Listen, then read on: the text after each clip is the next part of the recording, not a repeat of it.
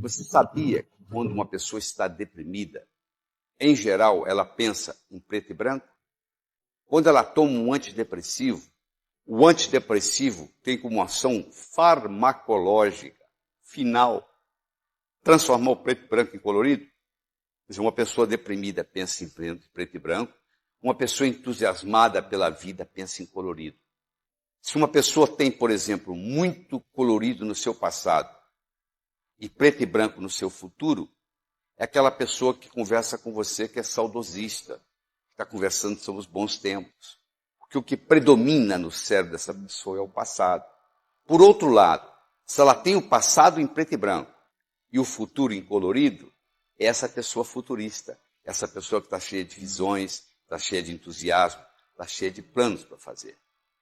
Se você aprende a pensar em colorido, não só facilita tremendamente o seu processo de pensamento, porque mais áreas do seu cérebro são envolvidas. Se você está pensando só em preto e branco, só o hemisfério esquerdo está na jogada. Se você começa a pensar em colorido, as outras partes do cérebro, o outro hemisfério, o direito, também entra na jogada. Então você tem mais células sendo usadas. Então, no processo criativo, isso é muito importante. Então, se você aprende a pensar em colorido, você pode, inclusive, melhorar um estado depressivo. A pessoa depressiva, pensando em preto e branco, que começa a fazer, vamos supor, cromoterapia, e a cromoterapia melhora a depressão, ela melhora por quê? Porque ela começa a impregnar na estrutura psicológica aquelas cores e o pensamento passa a ser colorido. Como que o nosso eu é formado? O eu, o você, o eu. Como é que nós somos formados? Nós somos formados através da influência que nós temos na infância. De pais, de avós, de vizinhos, de um filme que você assistiu, de um herói, um super-herói. Então, como é que eu fico sabendo quem é que teve mais interferência sobre mim? Foi o meu pai ou a minha mãe? É uma boa pergunta? Eu pergunto para você. Quem interferiu mais na sua vida? Quem interferiu mais nas suas crenças? O seu pai ou a sua mãe? Você quer saber como é que você resolve isso? Às vezes você já sabe. Mas vamos supor que você esteja em dúvida. Ou quem teve mais interferência na minha vida? Foi meu pai ou foi minha mãe? Então eu vou lhe fazer uma segunda pergunta. Quem você tinha mais necessidade de agradar? Aquela pessoa que você tinha mais necessidade de agradar foi provavelmente aquela que lhe passou mais crenças. Claro que você pode obter crenças diferentes de diferentes pessoas. Você pode ter obtido a crença de dinheiro do seu pai, a crença de saúde da sua mãe, a crença de velhice do seu avô, a crença de Deus da sua avó. Ou seja, o nosso eu, o que é você hoje, o que sou eu hoje, nós somos um somatório da nossa experiência de vida. E fomos criando, fomos formando esse eu. Da televisão, do filme, do herói, do pai, da mãe, da professora, que às vezes teve uma influência muito grande sobre nós, às vezes até uma vizinha. Às vezes uma vizinha sua teve uma influência grande no modo como a sua personalidade é hoje. Então a nossa personalidade vai sendo criada de acordo com essas influências que nós vamos tendo em momentos especiais, principalmente momentos emotivos. O que faz a gente guardar é a emoção. Toda a memória que você tem, se eu perguntar para você qual é a memória mais remota que está na sua cabeça, você vai ver que se você sair procurando, lá você vai encontrar que tem alguma coisa de emoção, ou agradável ou desagradável. Se for agradável demais ou desagradável demais, isso cria como se fosse uma cola, que cola essa memória e ela fica ali. Então nós fomos colando isso aí, fomos fazendo isso e vamos formando esse eu. Mas eu tenho uma boa notícia. Ninguém é condenado a ser quem sempre foi. Vou falar de novo. Ninguém é condenado a ser quem sempre foi. Eu posso a qualquer momento mudar essa influência que eu tive. Se a influência que eu tive está servindo, está dando um resultado desejável, muito bem, permaneço com ela, não tem nada errado. Agora, se ela não está me servindo mais, está na hora de eu mudar. Eu tenho que constantemente estar fazendo um processo de atualização no meu eu. Porque como o mundo está mudando, eu também tenho que mudar. Não é verdade? Senão não funciona. Você não começa uma construção pela parede nem pelo teto, não é verdade? Você começa por onde? Pela base. Tudo começa pela base. É o que nós estamos fazendo aqui nesse programa. Nós estamos começando pela base. Nós estamos começando o quê? Reestruturando a nossa autoimagem, reestruturando a nossa autoestima, mostrando que isso aqui agora está equilibrado. A partir de agora, o nosso desempenho pessoal e profissional vai depender da nossa autoestima. Nunca o nosso desempenho vai ser maior que a nossa autoimagem. No momento que nós melhoramos a autoimagem, nós melhoramos o nosso desempenho pessoal e profissional. Para fazer isso, eu trabalho com desenvolvimento cerebral há 27 anos. Todas as vezes que eu ofereci para um cérebro 2 ou mais opções, ele sempre escolheu a melhor.